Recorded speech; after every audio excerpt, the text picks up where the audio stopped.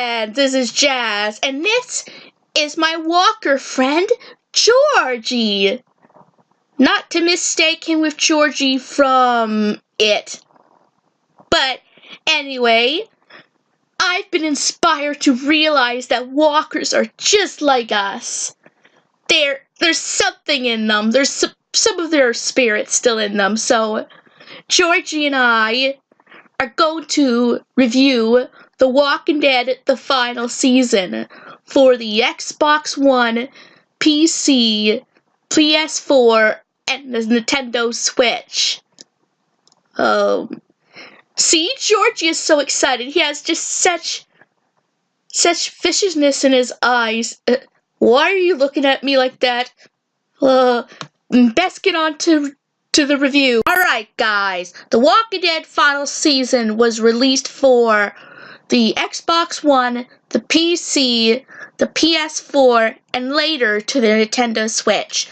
Now, I've decided that I've attempted this review before, and I got quite detailed about it. A tad too detailed, that it was about 105 or 102 minutes, or a bit over an hour, I think, on my Camtasia, so I decided to scrap my whole episode by episode format, and I will still, the good news for that is I'm going to try to keep it as spoiler free as possible, but there will be spoilers hit. I will try to bring up some important moments in this game, but I'm going to try to keep it shorter than I had before, because not only would that be too long for you guys to watch, but in any point for me to edit. I mean, I got in my other way, I got 3 to 4 minutes edited out of the 102 on my Camtasia, so that shows how bad it got. But anyway, I mainly am going to go into some story spoilers, but it's going to be mostly my opinion on it and the tactical stuff. So, all in all, I think the story was really good, honestly. They had some weak moments where it seemed like they were just trying to add filler into it. Again, as I said, there'll be moments that I'll spoil. There were a few times where they would just be playing random games, questions and all that. But then again, it does prove the point to bring character development, so I suppose I can forgive that. And then there's a moment where they're about to go rescue their friends from, by the way, there are raiders, which are the main enemies in this game. They go to rescue their friends that have been kidnapped in episode 2, and they have this party where they get more exposition. And, yeah, so that part's a little weak. But the big thing is that Clementine is reunited with AJ, who prior to games or seasons were very big significance, especially in season 3, though he was only mentioned in flashbacks. But they've been together for 2 years at the beginning of the game, so AJ is apparently 5 years old, which is actually important for you guys to know, because there are going to be some things I'm going to say in this review that will make sense, me bringing this up.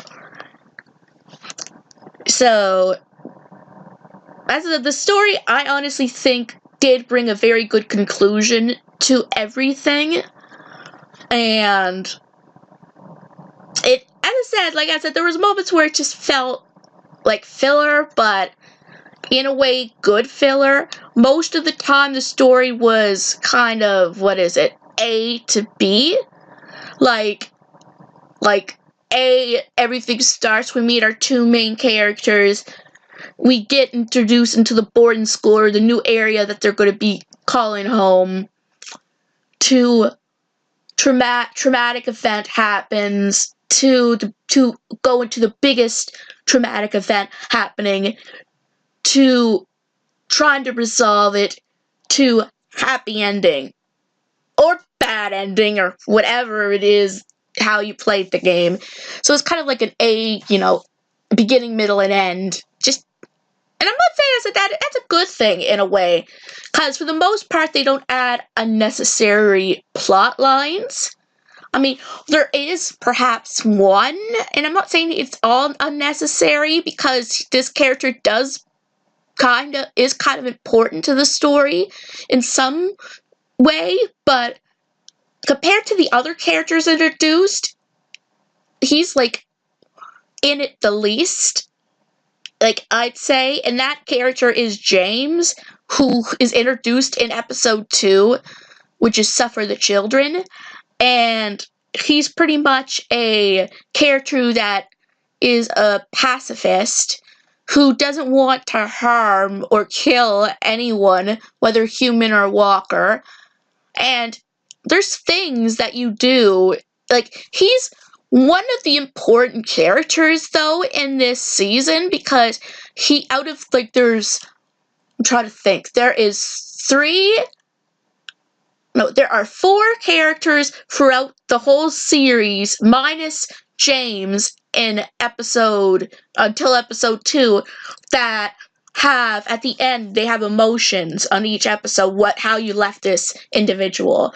And the other characters are AJ, Violet, and Lewis.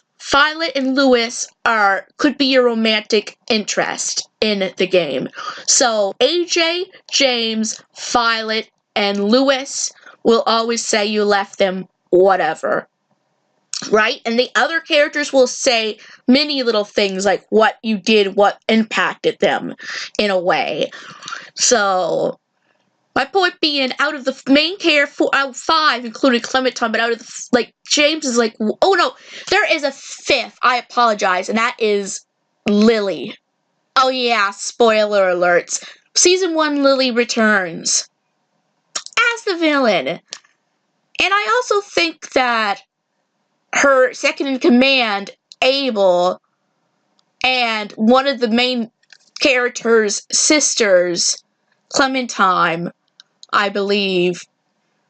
Okay, I'm trying to remember all the main characters that get one of those big, you have left them, like, emotion, at the end. Like, I know after episode 2, Lily is added to it as well, so there's, maybe 5 or 6 that are significant, but then there are a few of the boarding school kids there that still say things, but they don't really, how you left them or what you said, but it's not as significant. You can kind of tell the role's significancy as, what it shows. AJ being the most important because she's always listening and always watching, and that, which is a game mechanic. You have to be careful with what you say to AJ, because you don't know which scene will matter the most. There's a scene at the very beginning of episode 1, I think it is Done Running, yeah, where you walk into a house and it mentions it's always listening, whatever, and then it shows a walker couple who, I think they committed suicide, but without being shot in the head or something. They just died at poison or something. They died together, and they had a note that said, please leave us, this is what we wanted. Now, the important choice is, you gotta get into the back room because there might be food. So you can either squeeze AJ through this little window, kind of like what happened with Clementine in season 1, or you can kill the walker couple and take the key and go through the door, right? And you would think, well, anyone who hates walkers and have been used to it as well, why not kill them? But what you can teach AJ is that they were once humans, they were once people, and they want their wishes, held, right? They want to just be left alone. And the thing is, they were tied. There was no danger for Clementine or AJ, so it could be easy enough to leave them be, right? So you can teach AJ to respect their wishes by making him risk himself going through the window, which really, compared to Clementine, there wasn't any risk for AJ. That's just a spoiler. So if you tell him to leave the couple alone and go through the window, you'll teach him, you might teach him anyway, that they were once people too, with wishes and everything. So, yeah. So this, as I said, okay, the story I pretty much got out of the way. Well, for now, as I said, I might bring up story bits later, but I just brought up some just examples in a way. So the gameplay. Boy, this will be a little bit of a irky, well, not irky, but a dark topic for me. We'll say that the action, the quick time events, the action scenes were, pardon my language, but hell. Like, I mean, okay, not as bad in episode 1, but once episode 2 started, it's like, just imagine a gym teacher tells you just to simply walk on a line he stripped on the floor in gym class. And now this line has a bit of space, right? He gives you some room for leeway. Then suddenly he puts a real tightrope and makes you cross it. Okay, I know that's a silly example, but I just love that example. Just thought of it myself, which for me is original. It went like that, and the thing is, though, it's kind of inconsistent. As I said, remember how I said that it started in episode 2? Well, it sort of also ends with episode 2. Now, I'm not saying that episode 3 and 4 isn't challenging, but compared to episode 2, where it just seemed like it was constantly thrown at you, it was more of a breeze. In fact, some of it was easier than episode 1. So it was like this one episode, they decided to throw all the drama at you. And it was pretty consistent in episode 2. Like, it wasn't just like maybe a one-time thing, and I suppose I'd be more upset if it was, right? But it's like, you get through one hurdle, you get to enjoy the story, then suddenly they throw it at you again. Now, okay, guys, a challenge is important. People do need a challenge, and that's great, but when it makes you want to throw your Switch out the window? But I didn't. Don't worry, guys, I still have a Switch. It's kind of bad, but I mean, I guess in all fairness, I am not the most patient. Okay, that is sort of a lie now. If someone was so impatient, I would have stopped after like the 3rd time. I literally, at the end scene with the Raiders, and when you had to go and shoot all those walkers, I died 20 or more times in that one last event. Yeah. So, I almost gave up for that night. But no, I persevered, which that could be seen as a positive, too. It taught me some perseverance playing this season. But my point being is that, as I said, I may not be the most patient person, the most intelligent all the time, but even I could tell, okay, yeah, it's some of my fault, but not all of it. It just seemed ridiculously hard. And that is a bit of a gripe that I did have with it, is that it was, I mean, I'm kind of glad it was inconsistent, that it died down in the last 2 episodes, but at the same token, what was needed with it? I mean, I suppose, too, playing it on the Nintendo Switch, my controls were a little, like, what I said, off. Like, the biggest thing for me was turning. Like, kind of turning. Like, when I was shooting the walkers, I'd have to look at all sides in a way, so I'd have to quickly turn around and shoot any walker that was there. I mean, I suppose that last scene was my fault, because I did not have it in my head that the best thing to do was to shoot as many as you can that were close to you, then turn and check to see if there were more closer on the opposite side, then kill them, didn't get back to the other one.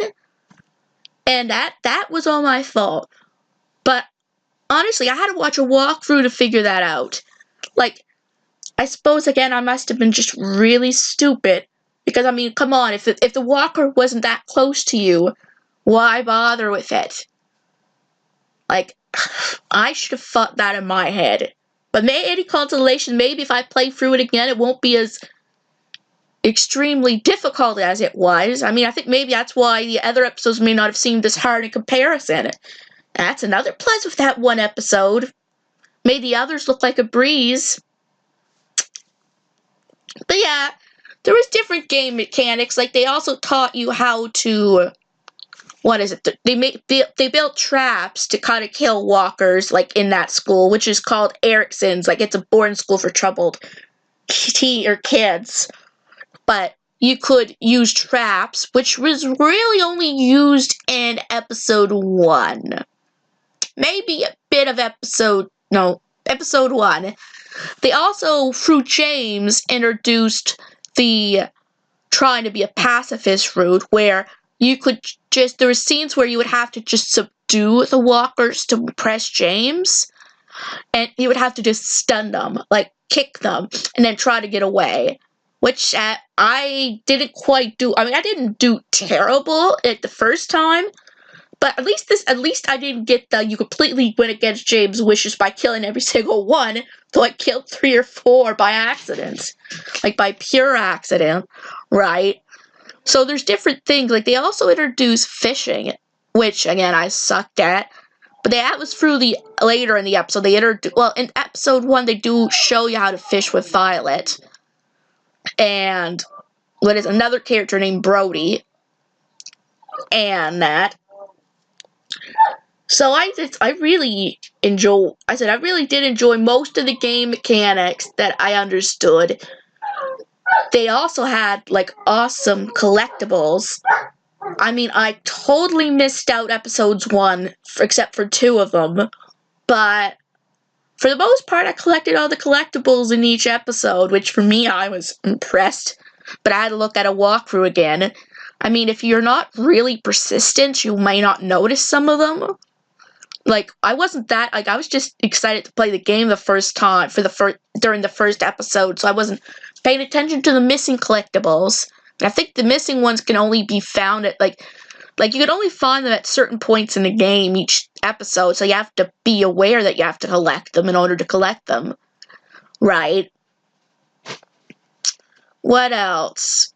Well, the graphics and the voice acting were, honestly, for me, top-notch. Well, it was good anyway, right? Like, they've always been good with that. With the way it looked. Right? And that. And the voice acting, it had passion. Like, we have the return of, like, Melissa Hutchinson, I think, as Clementine, which she did amazing. The other characters were really good, too. I forget the name of her actress, but the actress that had acted as Lily in season 1 had returned for her role as Lily this time around as well. And surprisingly, we get sort of a cameo from Dave Fennoy, the guy who had acted as Lee. Yeah, we get Lee back, even though it's in a dream sequence, and they're new lines, so he did come back for season 4 in that little dream cameo. And it was such an emotional one, like, you could just feel they're reuniting, you know? Like, it was a powerful moment, I think. Now, I think that is mostly all the returned characters. AJ had never had an official voice actor till just recently, who, I forget her name, maybe Taryn or something, but it was a female. And I think she was an adult, like Melissa was too, but she did an amazing job at acting like this little kid who was both naive, but very tough at the same time. Like, I just think it was powerful. Everyone else did, I said, like, well enough. I don't think there was really any mediocre acting, though. I think it was better than mediocre. But, as I said, like, I mostly mentioned the ones that I knew about. I mean, and there was, like, also, one of my other, next to AJ and Clementine, one of my other favorite characters was a boy at the school named Tennessee. He has sort of a major role, too, in a way. Like, out of this, a spoiler again for the story. At the end of episode 1, AJ shoots the leader, whose name was Marlon, at the back of the head because he was going crazy. And he felt that they were in danger.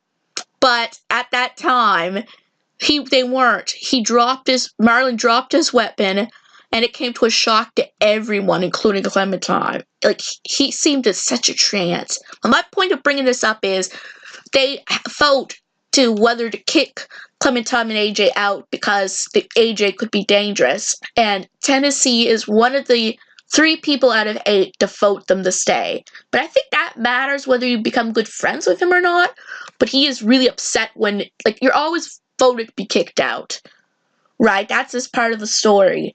But him and Violet and what other character name is Sim or Sid, I think, are the ones who voted you to stay. And then even Lewis, no matter what, no matter how close you get to him, up till this point, he'll be angry because Marlon was his best friend.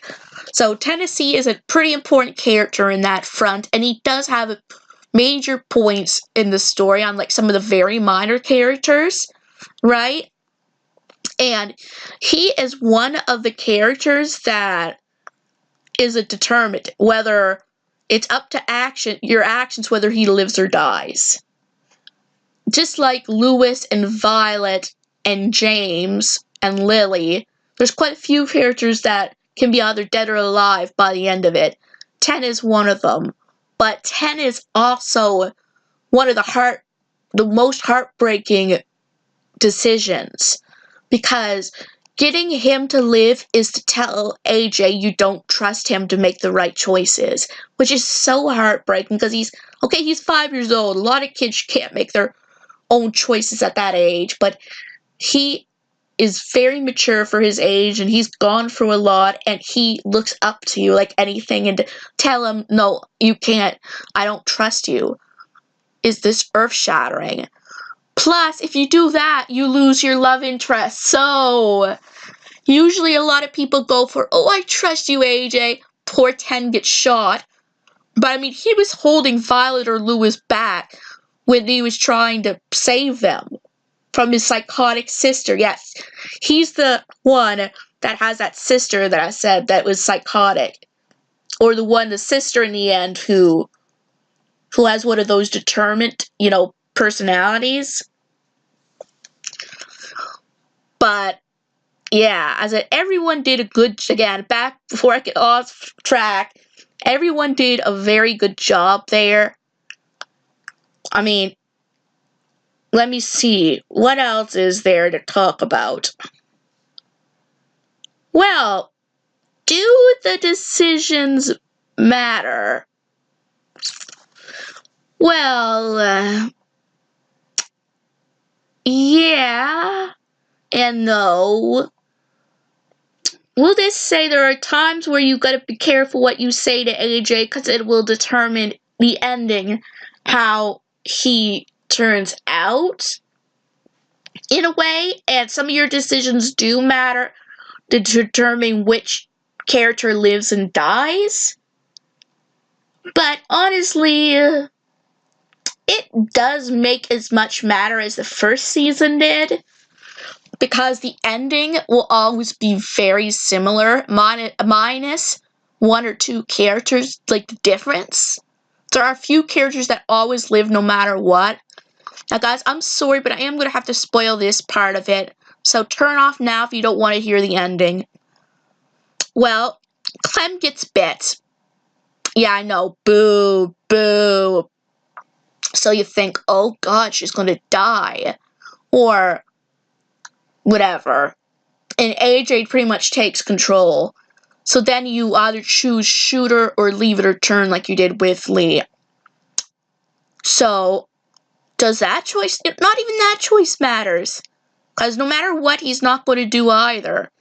What you see him do is raise an axe and it cuts the black. Later on we find out Clem survived? The complete opposite of what happened to Lee.